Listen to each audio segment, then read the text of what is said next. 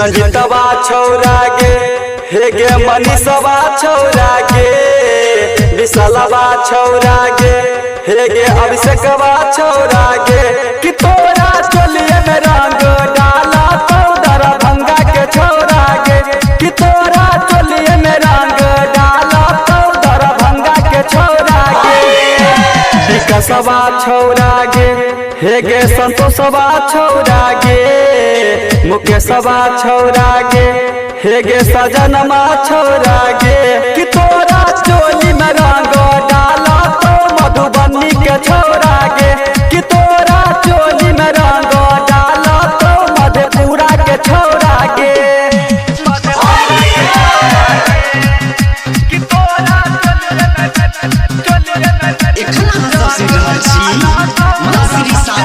studio Bajipur Manigachhi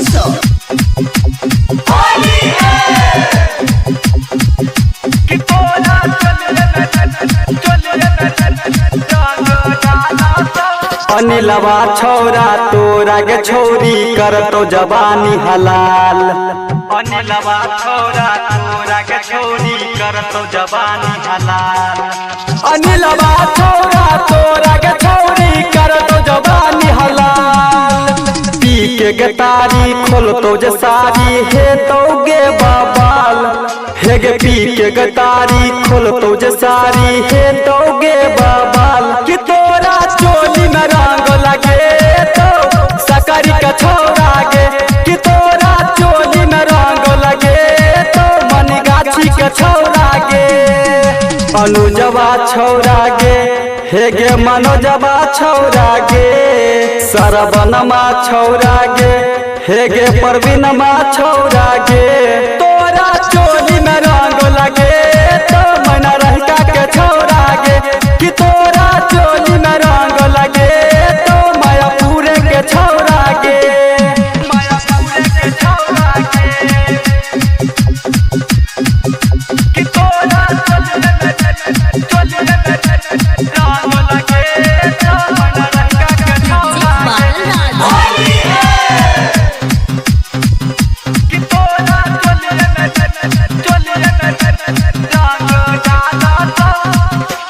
Bajitpur के छौरा सबके बढ़ल छै गे शान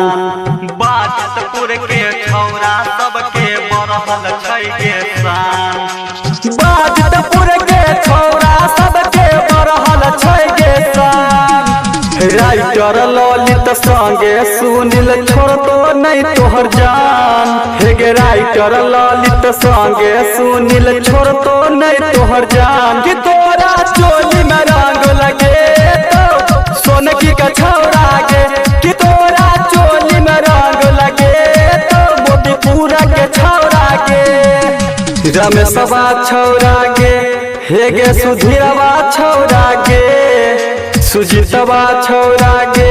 हे गे अजितवा छौरा गे कि तोरा चोली में रंग लगे तो सुपौल के